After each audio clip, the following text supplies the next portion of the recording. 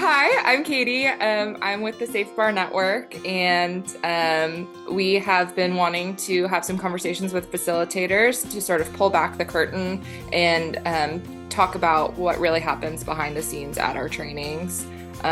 Moments, questions, conversations, how those shape our Safe Bar Network training sessions. So I'm here today with Haleigh, and if you want to just share a little bit about yourself and why you love facilitating trainings. Happy to. I'm Haleigh Harrold, and I happen to lead the Safe Bar Network in addition to providing facilitating training and wearing so many other hats. My home base is Eugene, Oregon, and I love facilitating training because I don't have a background in hospitality, and I learn something new in every single session.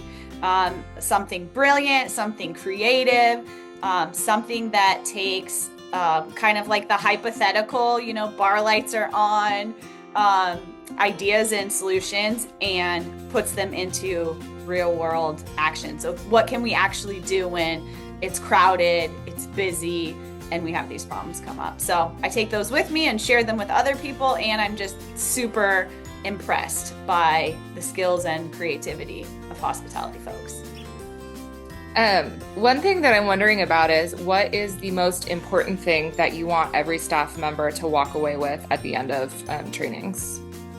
I want everyone to feel like they have the ability to notice when people are not having a good time, when they're uncomfortable, to check in and help out in ways that feel completely comfortable for them, and that they have support from their team, both from leadership but also their coworkers, so that they just feel like, hey, you know what? Just like making sure I'm providing delicious cocktails and high quality food, I can also use those same skills to provide a really awesome experience for folks. How do you keep that from feeling like extra work for the staff? Yes, make it 100% practical. So one thing I love about the way the Safe Bar training conversation is set up is that it doesn't do a deep dive into dynamics of violence or even into like the intricacies of like legalese and law. Instead, it says, okay, we know power dynamics are at play here. So we spend a good amount of time recognizing when there's a power imbalance by talking about the times people cross boundaries, the times people use alcohol as a tool to excuse their bad behavior or make others vulnerable, and the times people isolate. So then we are thinking of the problems that are happening in that venue. Yesterday, the day before, that really busy concert we had last month. And then in the second half of training, we talk about active bystander skills and de-escalation, and then we are solving those problems. So instead of focusing on the dynamics of overconsumption or, law and liability, instead, we're focusing on shared risk and protective factors for all sorts of harm: overconsumption, harassment, sexual violence, domestic violence, trafficking. And then we're building the skills to address kind of the root cause or problem of all of those things, so that prevention is really practical, and we're absolutely not asking people to step outside of their role as bartender or server or hostess or manager or chef, or someone bussing a table, right? We're asking people to think about what they can do within their role and within their comfort zone. Can you share an example of a time when a staff member used something that they learned in training to prevent harm? Yes, I'm going to share two, and I'll be brief because I want people to understand that there's like a whole spectrum of issues, and some things are really small and preventative and other things are kind of intense. So one that I heard from a bar owner, he said, hey, after training, one of our bartenders shared something that he did differently. So there was a couple and they had a beer. The woman in the couple went to the bathroom, and while she was gone, the man ordered her a beer with a higher ABV, so not what she had been drinking before. And normally, before training, he would have just served the beer, right?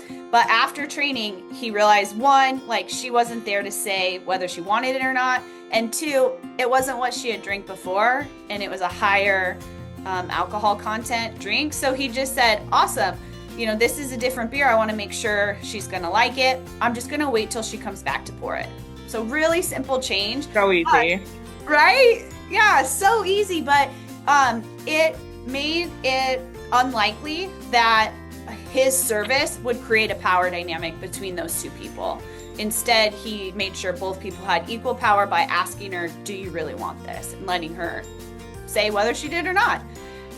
Another one, I've heard this so many different ways, but I'll share a specific example. So we work with some really high volume college bars, and at the end of the night, there are folks who are either near that limit of have had too much, or maybe even over it. And one of our members shared that they were approached actually by one of their customers that said, hey, there's a woman over there. She looks like she's had too much to drink, and there's two guys like trying to escort her out of the building.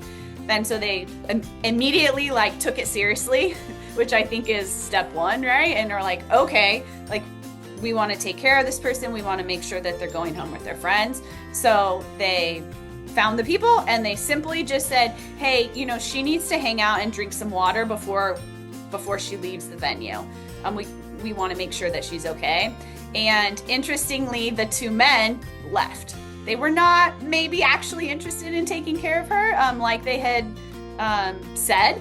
And that's a very common situation. And honestly, just asking people to separate or saying someone needs to hang back for a second is a really low risk but effective solution, because if somebody has great intentions, they're going to be like, yes, definitely, like, get my friend water. Do you have breadsticks, right?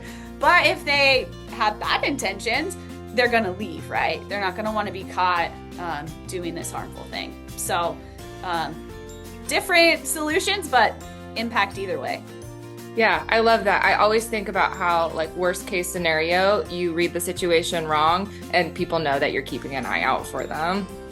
Yeah, and that's absolutely what happens.